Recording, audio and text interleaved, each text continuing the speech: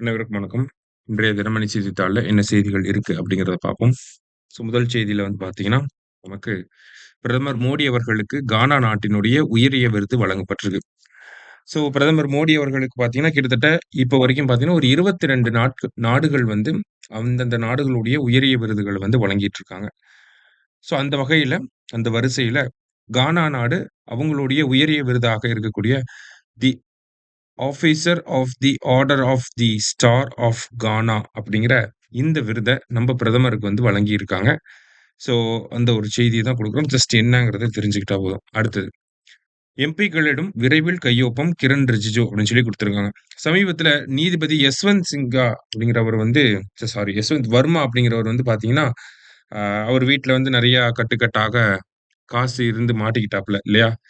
அவர ராஜினாமா பண்ண சொல்லி ஃபர்ஸ்ட் என்ன நடந்திருக்கும் அப்டின்னா, அவர விசாரிக்கிறதுக்காக உச்சநீதிமன்றமே ஒரு கமிட்டி போட்டிருப்பாங்க. அந்த கமிட்டியோட ரெக்கமெண்டேஷன் பேசிஸ்ல அவர ராஜினாமா பண்ண சொல்லி ஒரு வாய்ப்பு குடுத்திருப்பாங்க. அவரு ராஜினாமா செய்ய மறுத்து விட்டார். இப்ப அதனால என்ன பண்ண போறாங்கன்னா, அவர பதவி நீக்கம் இம்பீச்மென்ட் பண்ண போறாங்க. அததான் இங்க குடுத்திருக்காங்க. எம்பிக்களிடம் கையெழுத்த வாங்கி சீக்கிரமா அவர இம்பீச் பண்ண போறோம். வரக்கூடிய கூட்டத்தொடர் ஜூலை மாசம் பார்த்தீங்கன்னா, நமக்கு ஜூலை 21ஆம் தேதி நமக்கு மழைக்கால கூட்டத்தொடர் அப்படிங்கிறது நாடாளுமன்றத்துல ஆரம்பிக்க இருக்கு. அந்த கூட்டத்தொடர்ல இவர பதவி நீக்கம் செய்யறதுக்கான அந்த இம்பீச்மென்ட் மோஷன் அப்படிங்கிறத கொண்டு வரப்போறாங்க.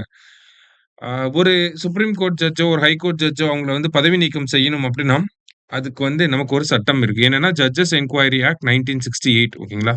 ஸோ அந்த சட்டத்தின்படி பார்க்கிறப்ப, ஒரு இம்பீச்மென்ட் மோஷன கொண்டு வரணும்னா, லோக்சபாவா இருந்தா 100 பேர் கிட்ட ஆதரவு கையொப்பம் அப்படிங்கிறது வாங்கியிருக்கணும்.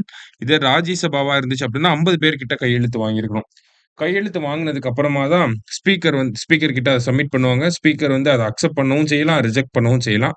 இன்கேஸ் அக்செப்ட் பண்ணிட்டாரு அப்படின்னா, அவரு ஸ்பீக்கர் தனியா ஒரு கமிட்டிய ஃபார்ம் பண்ணுவாரு. என்னன்னா, அ அந்த கமிட்டில யாரெல்லாம் இருப்பாங்கன்னா, chief justice of India or else judge of supreme court, அடுத்தது chief justice of a high court. ஏதாவது ஒரு ஹை கோர்ட்டோட சீஃப் ஜஸ்டிஸ், அது இல்லாம ஒரு டிஸ்டிங்யூஸ்ட் ஜூரிஸ்ட் இருப்பாங்க.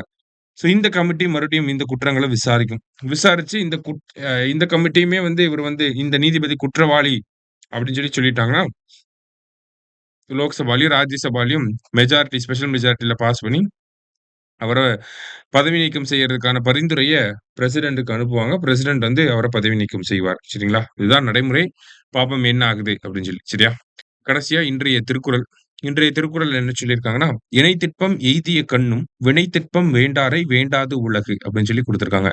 வேறு எத்தகைய உறுதி உடையவராக இருந்தாலும், செய்யும் தொழிலில் உறுதி இல்லாதவரை உலகம் விரும்பி போற்றாது அப்படின்னு குடுத்திருக்காங்க. என்ன ஒரு கான்ஃபிடன்ஸ், ஒரு ரெசிலியன்ஸ் இருந்தாலுமே, நம்ம செய்யக்கூடிய வேலையில நம்ம ரெசிலியன்ட்டா இருக்கணும். அப்பதான் உலகம் நம்மளை விரும்பும் அப்படின்னு திருவள்ளுவர் சொல்றார். திருக்குறள் எண் 670 அதிகாரம் வினைத்திற்பம். இன்றைய செய்தித்தாள்ல இருந்து முக்கிய செய்திகள பார்த்திருக்கோம். நன்றி.